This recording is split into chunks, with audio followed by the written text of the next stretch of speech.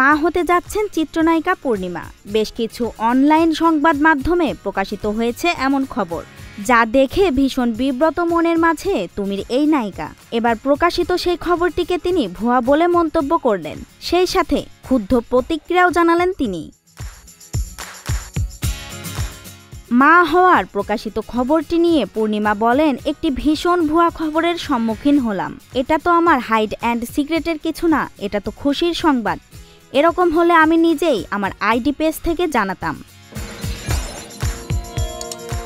ভুয়া খবরে বিব্রত পূর্ণিমা বলেন, ওই সংবাদ দেখে অনেক জায়গা থেকে আত্মীয় স্বজনরাও ফোন করছেন।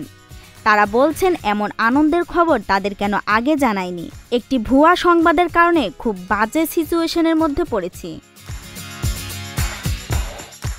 ক্ষোভ প্রকাশ করে এই নায়িকা বলেন, একের পর এক সাংবাদিক ফোন করে যাচ্ছে, অথচ যারা এমন ভুয়া খবরটি ছড়ালেন তারা প্রকাশের আগে একবারও আমার সাথে কথা বলার প্রয়োজন মনে করলেন না। একবার ফোন করে জানলে কি সমস্যা ছিল? এরকম তো না যে আমি ফোনে অ্যাক্টিভ ছিলাম না। তাহলে তারা একটা মিথ্যা খবর কেন ছড়ালেন? গত পরশু ছিল পূর্ণিমার জন্মদিন।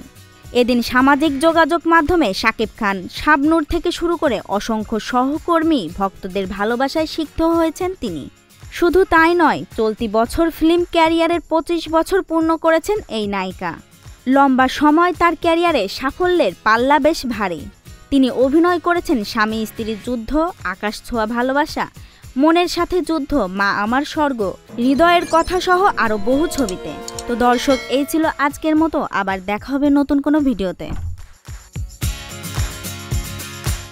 তুলফা আক্তার, এসটি এন্টারটেইনমেন্ট।